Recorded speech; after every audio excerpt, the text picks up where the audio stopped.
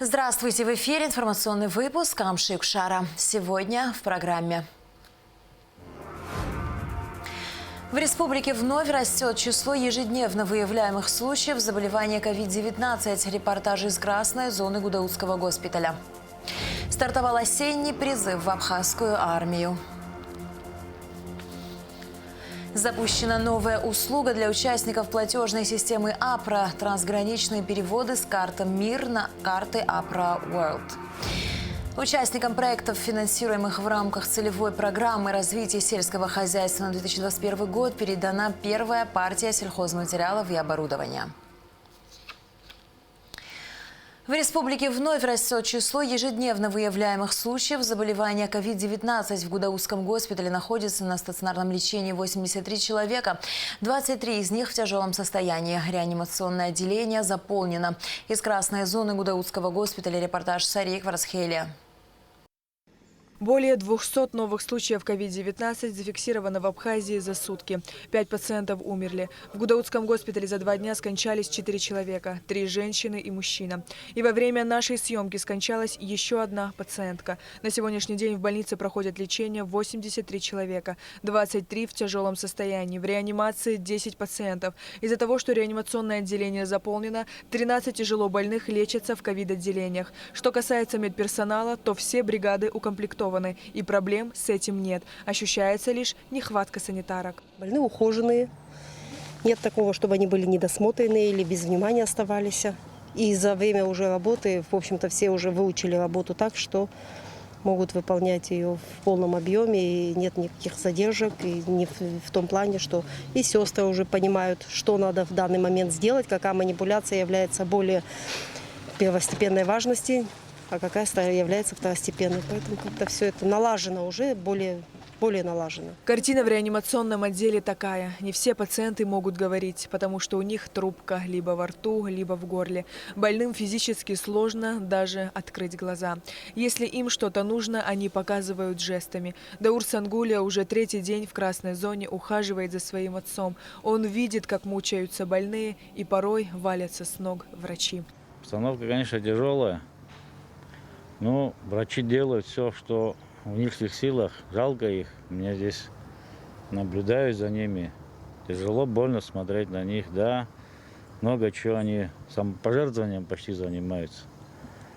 Смены приходят, уходят, все равно их жалко. Они целыми днями вообще не спят, бегают туда-сюда. В общем, тяжелую ношу носят. Мне просто жалко. А врачи молодцы. Здесь у каждого психика чуть нарушена. Но они справляются, молодцы. Я благодарен им. Молодцы.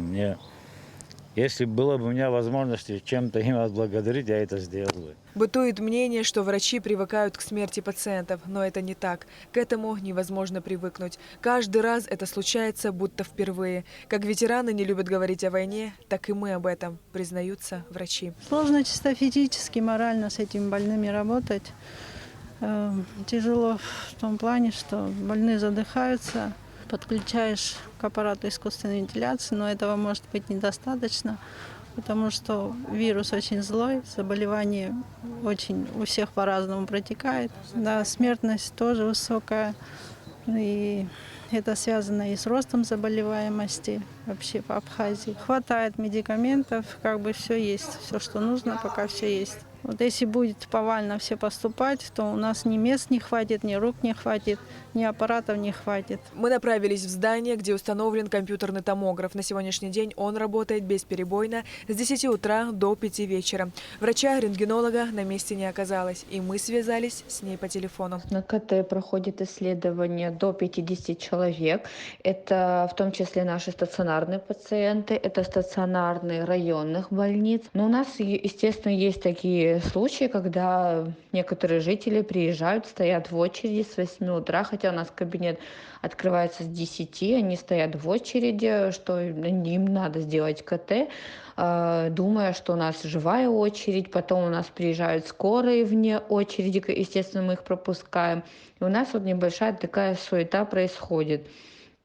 Поэтому хотим объяснить еще раз нашим жителям, что нам нужно сначала направление врача, чтобы терапевт направил на КТ, обосновывая, зачем, какой день болезни, какие анализы, чтобы не просто так. Опять идет очередная нагрузка, опять идет объем исследований большой, и мы немножко затрудняемся тоже в своевременном предоставлении заключения пациентов. В Гудаутской ЦРБ ситуация не критичная, но сложная. Поток больных не уменьшается. В связи с этим разворачиваются новые ковид-отделения. Так, месяц назад хирургическое отделение главного корпуса было перепрофилировано в инфекционное. На сегодняшний день здесь проходит лечение 30 ковид-больных. Вчера у нас была такая масштабная выписка. Тяжелобольных у нас на сегодняшний день 8 человек. В реанимации как бы они не нуждаются, мы справляемся своими силами с больными, которые сейчас находятся в отделении. С учетом того, что отделение было открыто экстренно в начале месяца, были немножечко накладки, да, в плане того, чтобы собрать группу врачей, медсестер и санитарок. Привели все в норму уже на сегодняшний день. И на новый месяц также касаемое нашего отделения хирургии все готово. Свадьбы у нас продолжаются, похороны, хорошие и плохие торжества никто не отменял. Но при этом у нас народ после выходных очень много поступлений на того, чтобы сдать ПЦР-мазки. То есть такой бум, шквал людей, которые с температурой, с жалобами поступают, и это бывает до 90, 80, 50, то есть количество людей, которые сдают ПЦР. И половина из них, естественно, положительные. Сейчас замечается такая тенденция, что как бы и молодые, и дети школьного возраста, и также бывает, может быть, редко, но и дошкольного возраста тоже. В стационар попадают и после вакцинации. Однако у этих пациентов болезнь протекает легче, говорят врачи. Это видно. Как бы есть уже опыт, то есть контакт с этими больными, то, как они переносят. Что лично я могу сказать насчет своих больных из тех, кто был привит, мы как бы справились нормально, без какой-то такой вот экстренных каких-то таких мероприятий, все прошло спокойно. У нас действуют ограничительные меры, но в более мягкой форме, чем в соседних странах. Массовые мероприятия продолжаются, в том числе и в ресторанах. Врачей, к сожалению, никто не слышит. А ведь так можно довести ситуацию с пандемией до коллапса. Давайте услышим врачей. Сария Кварцхеля, Михаил Братухин, Абхазское телевидение. Медики не устают напоминать о необходимости соблюдения ограничительных мер и санитарных норм. Ведь только так возможно остановить рост заболеваемости коронавирусной инфекцией. Министр здравоохранения Эдуард Будба обращается к гражданам республики с призывом проявить самосознание и не посещать места массового скопления людей. Эпидситуация в стране остается достаточно сложной. Отмечается рост больных. Вот на основании сводки, которую мы получаем ежедневно, больные прибывают в наши лечебные учреждения. На сегодняшний день под 300 пациентов находятся в лечебных учреждениях. Если быть точным, цифра на сегодняшнее утро 271 пациент находится в наших лечебных учреждениях. Еще раз хотел бы обратиться к нашему населению. Учитывая те цифры, которые в ежедневном формате сообщает оперативный штаб, мы видим, что рост присутствует во всем мире, и в частности в Российской Федерации также отмечается колоссальный рост заболеваемости. Еще раз хочу обратиться к нашему населению, соблюдать все меры санэпидрежима. Это очень важно. Наше население видит, какие у нас проходят свадебные мероприятия. Наверное, эти праздничные мероприятия можно проводить в очень узком формате. Там могут заболеть, далее попадают в наши лечебные учреждения. К сожалению, летальность у нас растет, более 400 человек уже погибло от ковида. Также хотел обратиться к нашим гражданам с просьбой о вакцинации. Вакцинация – это единственное спасение от заболевания COVID-19. Это очень важно. Все граждане Абхазии, сделавшие вакцину «Спутник Ви», могут получить QR-код, подтверждающий вакцинацию. О том, что для этого необходимо сделать и куда обращаться, рассказала главный санитарный врач страны Людмила Скорик. Для Республики Абхазия достигнут определенный рубеж с помощью наших помощников в Амобайле. Имеется возможность каждому гражданину, который сделал вакцинацию на территории Республики Абхазия, это касается вакцины «Спутник Ви», получить и бумажный носитель, и в том числе генерированный цифровой QR-код. Бумажный носитель будет выглядеть именно вот таким образом. QR-код вы видите вот как раз на внешней стороне этого сертификата о вакцинации. QR-код генерируется самостоятельно в электронной базе Министерства здравоохранения по вакцинации. То есть каждый гражданин теперь, который будет приходить на пункт вакцинации в любое учреждение медицинское в Республике Абхазия, будет получать СМС-ку в виде логина и пароля для входа в свой личный кабинет на телефон. Но это лишь касается вакцины «Спутника Ви». Всем тем, кто сделал эту вакцинацию ранее, мы предлагаем прийти к нам в организацию, принести 2 документа. Это паспорт гражданина Республики Абхазия и любой заграничный паспорт, который позволит с этим документом выезжать за пределы Республики Абхазия. Это наш документ, который принимается на уровне любого нашего документа, выданного в Республике Абхазия. Он дает полное право по перемещению за границей. Можно этот QR-код скачать себе на телефон и просто предъявлять сам QR-код. Считается только с помощью сканера QR-кодов. Буквально завтра-послезавтра Республика Абхазия получает вакцину от гриппа Гриппол Плюс. Ввиду того, что в прошлом году некоторые наши граждане очень правильно создали себе иммунный барьер от гриппозного вируса и одновременно привились пневмококковой вакциной, они не заболели коронавирусом. Включение Абхазии в международные образовательные и культурные проекты обсуждалось в МИД республики в ходе встречи министра иностранных дел Даура Кови и спецпредставителя ЕС Готфрида Ханне, который представил главе внешнеполитического ведомства республики региональную программу EU for Dialogue, а также партнеров-исполнителей ЕС. Программа состоит из 3 компонентов. Даур Кови поблагодарил Ханне за озвученные предложения и подчеркнул необходимость детального обсуждения всех аспектов, способствующих реализации данного проекта на территории нашей страны. Стартовал осенний призыв в абхазскую армию. Новобранцы уже прошли медкомиссию в районах. Годность молодых людей к военной службе определит Республиканская призывная комиссия. Затем в учебном центре юноши пройдут курс молодого бойца, а после будут распределены по военным частям и подразделениям. Как прошел первый день призывной кампании, расскажет Эсма Голанце. Первым делом отдать дань памяти погибшим в Отечественной войне народа Абхазии. По традиции призывники и руководители военных комиссариатов возложили цветы к мемориалу славы. На службу в абхазскую армию призываются молодые люди от 18 до 27 лет. Срок службы остается неизменным – 1,5 года и год для призывников, окончивших вузы. Мы будем призывать до тех пор, пока мы не достигнем набора до того уровня, который требуется на нашим вооруженным силам.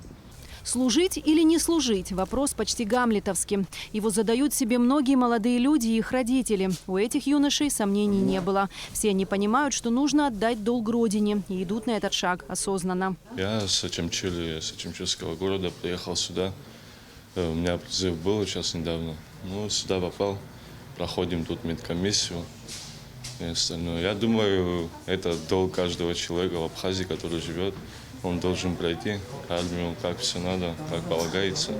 Армия каждому пацану нужна. Ну, так я считаю. Ты уже знаешь, в какой части будешь служить?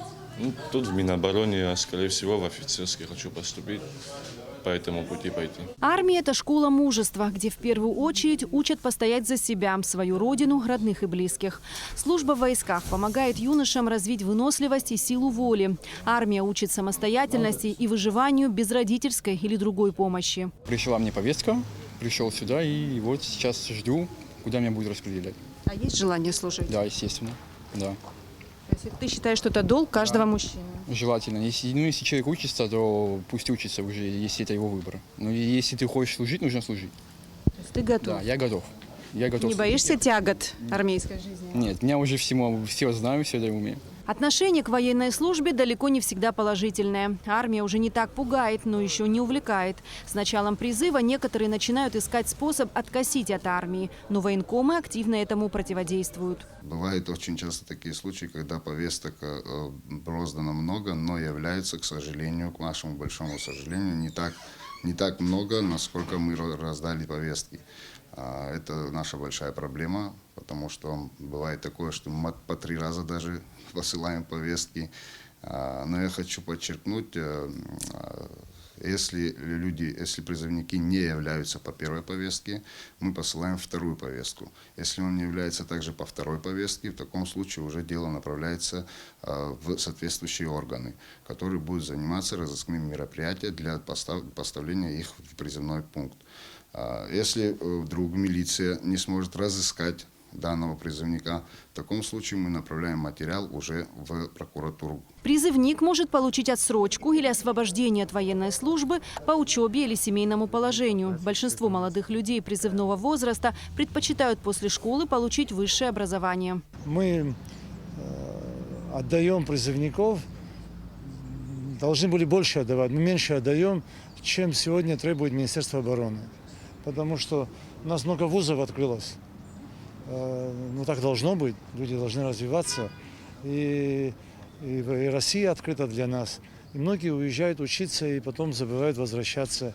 Или, как говорится, дальше продолжают учебу. Новобранцы уже прошли медкомиссию в районах. Годность молодых людей к службе определит республиканская призывная комиссия. Затем в учебном центре юноши пройдут курс молодого бойца. А уже после будут распределены по военным частям и подразделениям. Призывная кампания продлится до конца года. Эсма Гуланзе, Граму Камки, Абхазское телевидение. Запущена новая услуга для участников платежной системы АПРА – трансграничные переводы с карт МИР на карты АПРА World. В настоящее время завершается процесс внедрения данного сервиса и проводится работа по расширению перечня российских банков, оказывающих данную услугу. За прошлый год объем денежных переводов в Абхазию физических лиц посредством денежных переводов составил свыше 850 миллионов рублей. Это говорит о том, что услуга по переводу денежных средств из России в Абхазию очень востребована. Новый сервис позволит упростить процесс получения денежных средств для держателей карт АПРА. Реализовав сервис совместно с коллегами с НСПК, мы предлагаем альтернативу этим переводам, когда ни отправителю, ни получателю денежных средств не нужно обращаться в банк, ходить для получения своего денежного перевода либо его отправления. В данном случае держатель российской карты МИР в своем мобильном устройстве, в мобильном телефоне по номеру карты переводит моментально деньги на карту АПРА World. Одним из преимуществ этого перевода является в том числе то, что при переводе сохраняются внутрироссийские тарифы. То есть переплачивать за перевод из России в Абхазию отправитель не будет.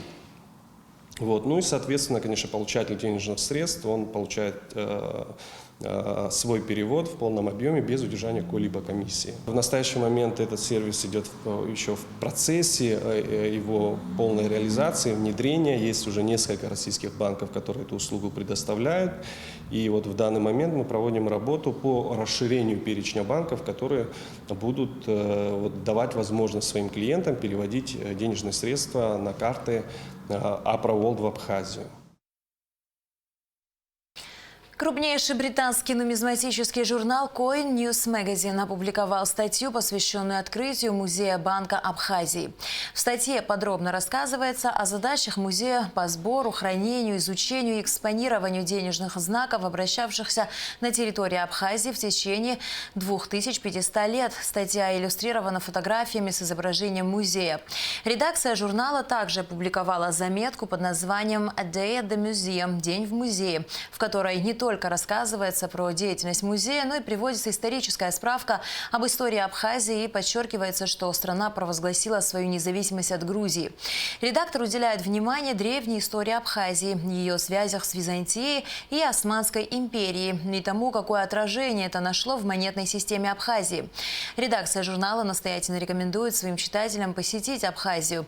Coin News Magazine относится к авторитетному британскому издательству Talking Publishing и издается с 1983 года. Ежемесячный тираж журнала составляет 8000 экземпляров. Участникам проектов, финансируемых Минсельхозом страны в рамках целевой программы развития сельского хозяйства на 2021 год, передались сельхозматериалы.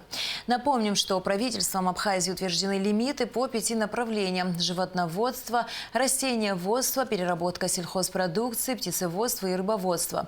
Основная часть заявителей – граждане Абхазии, у которых имеются личные и подсобные хозяйства. На данный момент прибыла первая партия сельхозматериалов на сумму около 3 миллионов рублей. Это оборудование по переработке сельхозпродукции и птицеводству. Программа финансируется за счет средств республиканского бюджета. Минсельхоз осуществляет систематический контроль за выполнением проектов. Конкурсная комиссия одобрила 88 проектов на сумму более 76 миллионов рублей. Прибыла первая партия товара на сумму почти 3 миллиона рублей. Она в себя включает оборудование для переработки пищевой промышленности и для проектов по птицеводческому хозяйству. Тут есть сушильные камеры для сухофруктов, тут есть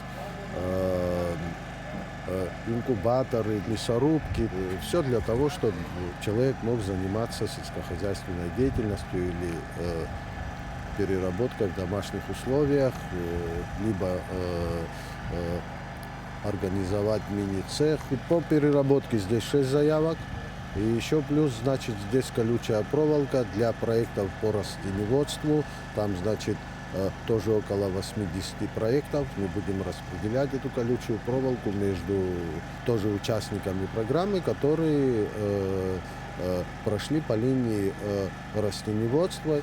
Им будут предоставлены материалы для закладки плантаций. Программа в этом году впервые, то есть первый раз Министерство сельского хозяйства оказывает поддержку по конкретно утвержденным, расписанным программным мероприятиям. Ранее такого не было. Обращаются и получают поддержку только в виде материалов или услуг. Конечно, контроль будет осуществляться. Целью программы является результативность для того, чтобы действительно те, значит, проекты, которые были отобраны конкурсной комиссией, чтобы они были реализованы в полной мере и показали результат.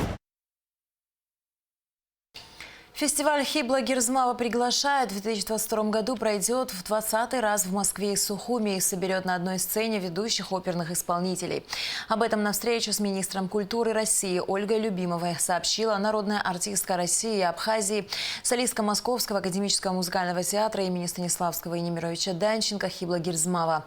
Певица отметила, что по сложившейся традиции фестиваль пройдет в Абхазии и на ее второй родине в России. Об этом сообщает Абснопресс. И в завершении выпуска о погоде.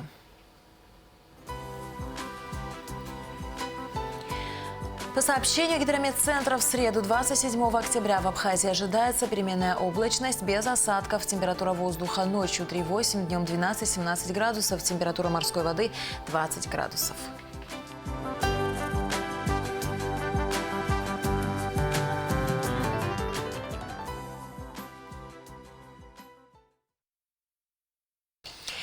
На этом наш выпуск завершен. До скорых встреч в эфире.